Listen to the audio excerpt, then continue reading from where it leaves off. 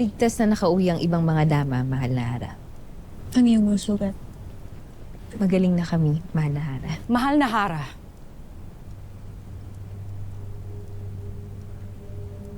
Avisala, ano ang iyong nabatid base sa iyong sinuri? Tama ang iyong hinala.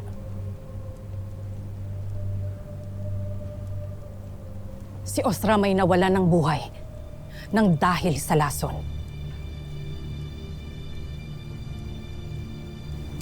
Paano? Paano siya nilason?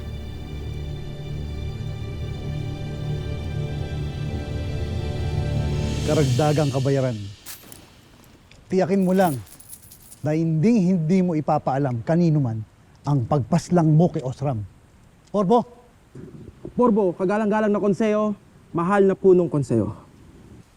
Mahusay, Kawal. Punong tabon. Napakahusay.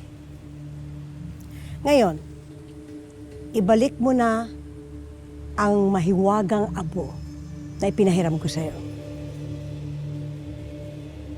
Abisala Eshmarito, sa kauna-unang pagkakataon ay nabigyan ako ng kapangyarihan kahit ngayon lang.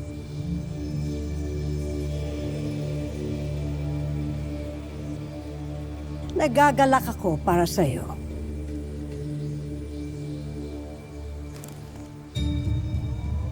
Ngunit, paalam!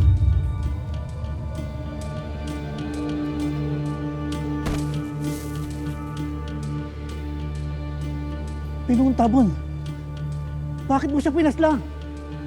Upang manahimik na siya magpakailanman. Saan natin lalagay ang kanyang bangkay? Huwag kang mag-alala. Wala nang ibang makakakita pa sa kanya.